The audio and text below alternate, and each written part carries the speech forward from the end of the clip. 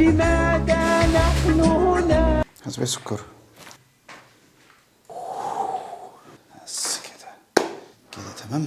السلام عليكم. بقالنا فتره في الفيديوهات يا اما بنجيب مطعم واحد ونعمل له فيديو، يا اما بنجيب كذا مطعم ونعمل بينهم مقارنه. فيديو النهارده بقى هنجيب كذا مطعم بس مش مقارنه خالص. النهارده كان في فيديو معين كنت عايز اعمله بس رجعت قلت لا انا عايز اغير شويه، فجت في بالي فكره كده قلت اجربها واعمل عنها فيديو النهارده. انا هفتح الابلكيشن بتاع المنيوز واختار من عليه مطاعم التقييم بتاعها عالي بس في نفس الوقت هي مطاعم مش معروفه، بحيث ان احنا نشوف مطاعم في ناس جربتها قبل كده وقالت راي كويس عنها واديتها تقييمات كويسه بس مش مشهوره قوي زي بقيه المطاعم. فنفتح بقى كده الابلكيشن بتاع المنيوز ونشوف. احنا عايزين طبعا نشوف الحاجات اللي هي ايه، هما بيتكلموا 5 نجوم، احنا عايزين يعني ايه 4 وانت طالع، اقل من 4 مش عايزينه. هات كده ايوه. في واحد اسمه كبابجي السرايا ده واخد 4.3 من 5. خش بقى هنا التوب ديشز، في عنده طبقين، طبق كندوس كفته وطبق تاني فيه نص فرخه مع تمن كفته. احنا هنجيب نص فرخه مع تمن كفته، ده حلو، ده عامل 125 جنيه. طب ونخش على ايه بقى، عايزين بقى نغير شويه. ايوه زونزاي ايجن ده جايب 4.1 من 5. زونزاي ايجن كويجي،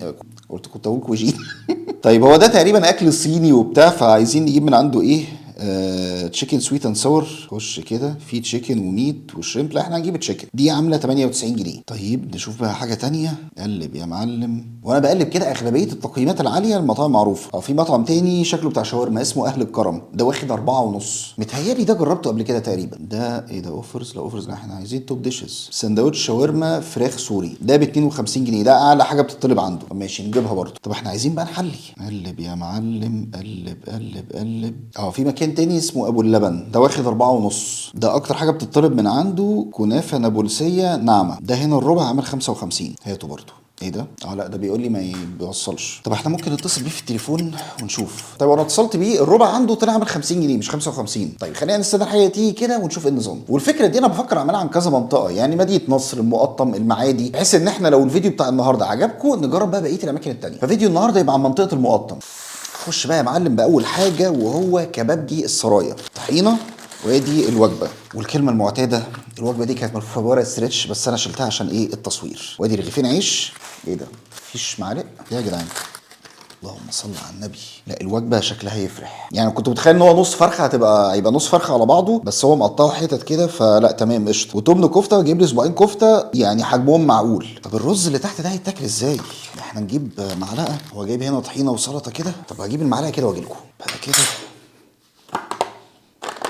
طيب انا عايز اجرب الرز الاول. الوجبه اصلا شكلها يفرح كده، واول ما فتحتها برضه عشان اصور لقيت فيه دخان طالع فكان جايه مولعه الصراحه. فكره انت تجيب لي حاجه مولعه قوي بالليل في البرد ده يعني برافو. اللي عاجبني هنا ان هم حاطين المشويات فوق الرز، يعني انا ما احبش انت تجيب لي الرز لوحده هيبقى طعمه رز وخلاص، هنا بقى يبقى الرز شارب من المشويات كده. الوجبه دي عامله 125 جنيه. ندوق بقى كده بسم الله. جامد قوي قوي. ورز بشعريه عادي جدا بس شرب من الدهون بتاعه الاكل كده فعمل طعم حلو قوي. شوف بقى صباع الكفته الجامد ده، هو برده يعني مش ما ينفعش يتريق على الاحجام، يعني هو في الاخر برده هو تمن كفته. صباع الكفته هنا لونه مش غامق قوي كده بس ريحته جامده قوي. كفته كندوز نظيفه قوي.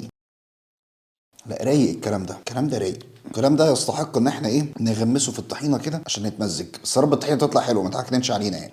الفوكس بقى يقعد يزودني عند وش كده يا ابني يا حبيبي. ايوه. طب سيبنا من الطحينه. الطحينه مش قد كده بصراحه، مش وحشه بس يعني تحسها متخففه قوي كده. بس الكفته جامده قوي قوي، الفرمه بتاعتها مظبوطه كده وملحها مظبوط. لا مزجتني الصراحه. نشوف بقى النص فرخه دي، وانا يعني مش عارف هو احساس كده يعني حاسه مش نص فرخه، يعني حاسه مثلا صدر فرخه وخلاص، يعني مفيش بس غير الحتتين دول هما اللي كبار والباقي بقى حتت صغيره خالص، يعني جناح مثلا صغير زي ده، حاجات بقى ايه عينات كده. ادي قطعتين وادي قطعتين كمان بس. ندوق بقى كده ونشوف. هي ريحتها جامده قوي الصراحه. الراجل ده بيعمل عظمه. فراخ جامده قوي، تتبيلتها حلوه، ريحه الفحم باينه قوي فيها، يعني تحس ان في فحميه موجوده معاها اصلا. ادي هنا المكان بتاع سيخ الشوايه. الفراخ تحفه بس ما اعتقدش ان دي نص فرخه، يعني يا ريته كان جابها لي نص على بعضها بدل ما هو جايبها لي فراخ شيش كده. بس جامده قوي قوي. مع الرز بقى كده.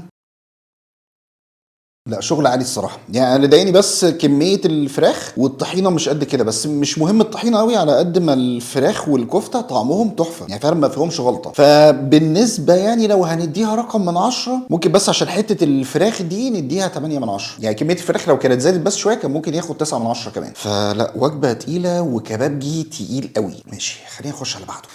نخش على زونزاي ايجن كويزين. بص باكجينج حاجه محترمه يعني. ادي الفراخ السويت اند ساور، وادي معلقه، بس مش جايب اي حاجه تاني. طب ما يعني مناديل، طيب اي حاجه. يا نهار ابيض، انا وانا بطلب الطلب ده كنت فاكر ان هو هيبقى فراخ سويت اند ساور ونودلز. لا هو جاب لي فراخ بس ما جابليش النودلز. ليه ما جابش النودلز؟ عشان ما طلبتش النودلز. انا دايما فراخ سويت اند ساور دي لما باجي اطلبها ببقى طالبها وجبه على بعضها، فببقى متعود ان يبقى في معاها نودلز. ماشي خير خير. الوجبه دي عامله 98 جنيه. هو باين هنا ان الصوص اللي موجود تقيل قوي مش خفيف خالص. في فراخ ومعاهم فلفل الوان وفي بصل برضو. بس هل كميه الفراخ كتير؟ يعني وانا بقلب كده يعني كميتها معقوله شغاله. طب خلينا ندوق نشوف كده. يا ريتني جبت النودلز، كانت هتبقى تجربه 100 100. رهيب جامد قوي. لا انا مبسوط من الحلقه دي والله. يعني الواحد قاعد عمال يجرب كذا مطعم والدنيا ماشيه كويس، واكل ملوش علاقه ببعضه خالص. ربنا يسهل بس والفيديو يفضل ماشي على المستوى ده. هي متشوحه بس على الجريل وخلاص، بس تسويتها حلوه قوي وتوابلها جامده جدا. بس البوب هنا في الطبق ده الصوص بقى، الصوص تقيل وطعمه تحفه. كان ناقصها شويه نودلز والله. نزل الصوص ده على النودلز كده وتضرب شويه من هنا على شويه من هنا تتمزج. هو غالي شويتين يعني، بس لا هو بيقدم كواليتي محترمه قوي. الواحد والله ممكن يبقى يعمل مقارنه بين زونزاي ده مثلا ووك اند ووك. يعني اكتبوا لي برده في الكومنتات لو تحبوا حاجه زي كده. بس ووك اند ووك في عنده وجبه زي دي بتبقى سويت اند ساور ومعاها نودلز وفي 2 سبرينج رولز، تبقى عامله تقريبا 109 110 حاجه كده. بس هل كميه الفراخ هناك هتبقى قد كميه الفراخ اللي هنا؟ الله اعلم. ده بقى ما يبانش غير لو انا جبتهم في مقارنه مع بعض. بس هنا لو هنبص للطعم هو تحفه، لكن كسعر ممكن يبقى غالي شويتين يعني. فممكن نديله 9 من 10 عشان خاطر موضوع السعر. بس لو سعره كان اقل من كده كان خد 10 على 10 مستريح. طيب خلينا نخش على المطعم اللي بعده ونخش على اهل الكرم.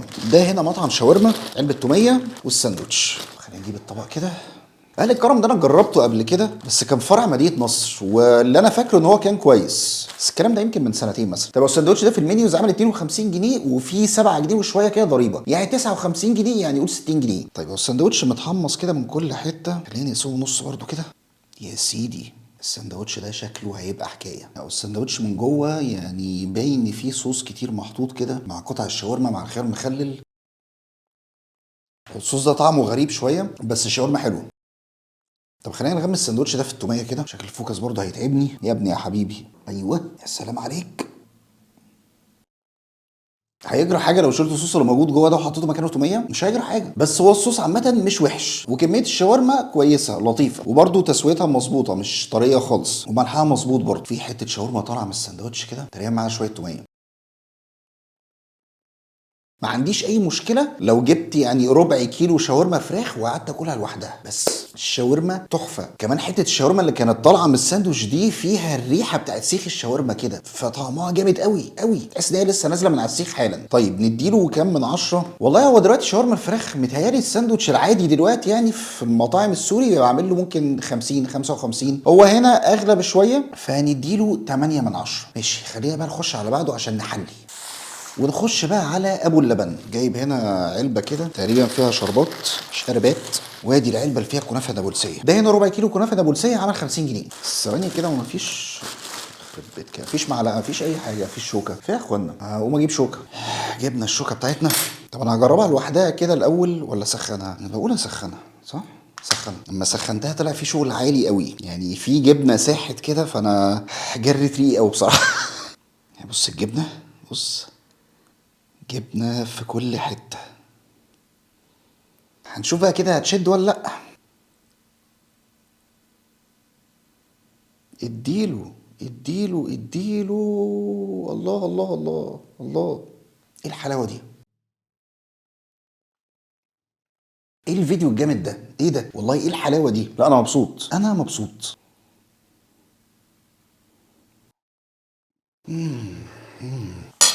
لسه لما ندلق الكلام ده ايه اللي هيحصل؟ كنتش متوقع ان الفيديو ده هيعجبني قوي كده، او يمكن هو حظي حلو عشان المطاعم طلعت حلوه. يعني مفيش مطعم فيهم خايش الصراحه. احنا هندلق بس ايه يعني لمسات بسيطه بس كده خلاص. برافو 10 من 10.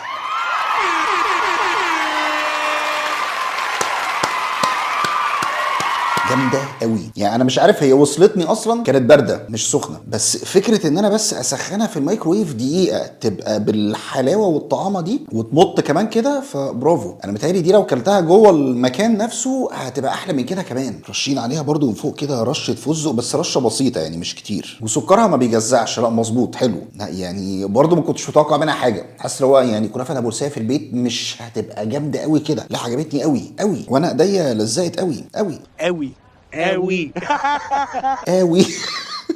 طيب خلينا نشيل الكلام ده من قدامنا واقول لكم ملخص تجربه. مين مستقني يا سناو؟ انا بصراحه يعني لا ما كنتش متوقع ان انا هتبسط قوي كده في فيديو النهارده. يعني انا عارف ان انا هجيب مطاعم التقييمات بتاعتها عاليه وكل حاجه، بس برضو ايه، حاسس ان هو يعني طبيعي يعني ان في حاجه او حاجتين هيخيشوا، بس لا مفيش حاجه النهارده خيشت خالص. يعني حتى كبابجي السرايا ده اللي انا كنت شايف النص فرخه دي قليله، بس طعمها كان تحفه، والكفته طعمها تحفه. زونزاي برضو كان تحفه، سويت اند ساور من احلى التشيكن سويت اند ساور اللي انا اكلته في حياتي. يعني ده ممكن يخش راس براس مع ووك.